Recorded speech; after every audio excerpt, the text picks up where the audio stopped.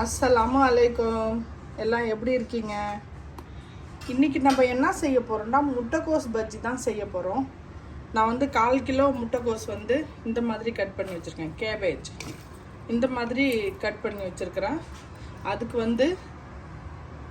வெங்காயம் நல்லா 2 வெங்காயம் இந்த மாதிரி நீட்டாக வெட்டி நம்ம இந்த மாதிரி ஆக்கிக்கலாம். மொத்தமாகவே வெட்டலாம், பிரச்சனை இல்லை. இந்த மாதிரி பிசைஞ்சிட்டு இதில் போட்டுடலாம். நான் கருவேப்பிலையும் புதினாவும் வச்சுருக்கேன். இதையும் இது கூட சேர்த்துக்கலாம். புதினா போட்டால் நல்லாயிருக்கும். கருவேப்பிலை உங்களுக்கு எவ்வளோ வேணுமோ அவ்வளோ போடுங்க. நல்லா நிறையா போடலாம். கருவேப்பிலையை இதில் போட்டுக்கோங்க.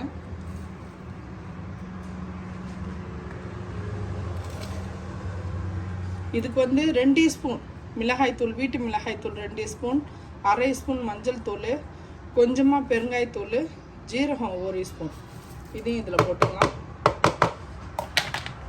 கடலமாவு 1 கப்பு சேர்த்துருக்கேன். இன்னும் வேணும்டா 1/2 கப்பு நம்ம அப்புறம் போட்டுக்கலாம். ரைஸ் பவுடர் ஒரு 3 ஸ்பூன் போட்டுக்கலாம். 3 ஸ்பூன். இதுக்கு தேவை இதுதான். பெருங்காயத்தூள் நம்ம எதுக்கு கொஞ்சம் நல்லா நிறையா போட்டோம்னா கடலமாவு எப்பயுமே கேஸ்காண்டி நம்ம பெருங்காயத்தூள் போட்டால் கொஞ்சம் நல்லது. அதுக்காக தான் நம்ம பெருங்காயத்தூள் அதில் யூஸ் பண்ணுறோம். இதுக்கு தேவையான அளவு உப்பு. இதை இப்போ நம்ம மிக்ஸ் பண்ணிக்கலாம்.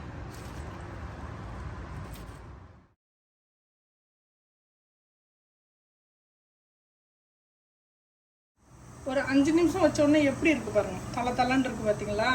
இப்போ இதை நம்ம கொஞ்சம் கொஞ்சமாக போட்டு எடுப்போம். பஜ்ஜி செஞ்சு எடுப்போம். செம்மையாக இருக்கும். நீங்கள் இது மாதிரி செஞ்சு சாப்பிட்டு பாருங்களேன், ரொம்ப நல்லாயிருக்கும். சூடு வந்துருச்சு. நான் இப்போ போடுறேன் பாருங்கள்.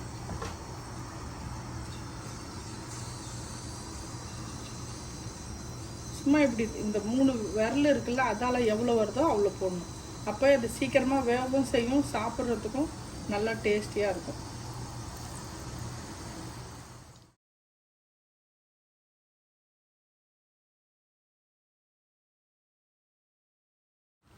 ஒரு 2-3 நிமிஷம் அப்படியே வேகட்டும். ஏன்னா கை வைக்காமல் இருந்தால் கொஞ்சம் வெந்து மேலே வரும். நம்ம திருப்பி விடுறதுக்கு நல்லாயிருக்கும். இப்போ பாருங்கள் எப்படி இருக்குது பாருங்கள். நம்ம அதில் ரொம்ப கை வைக்காமல் இருந்தோம்னா அது நல்லா வரும். சும்மா கிண்டி விடக்கூடாது. அடுப்புலாம் கொஞ்சம் ஃபாஸ்ட்டாகவே இருக்கலாம், பிரச்சனை இல்லை. ஏன்னா முட்டைக்கோஸ் கொஞ்சம் மொத்தமாக இருக்கும்ல, அது வேகணும்ல, அதனால் அது கொஞ்சம் டைம் எடுக்கும்.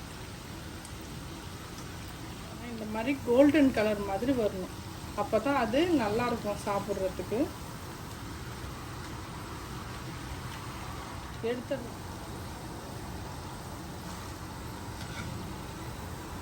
இன்னொரு டைமும் போட்டு உங்களுக்கு நான் காமிக்கிறேன்.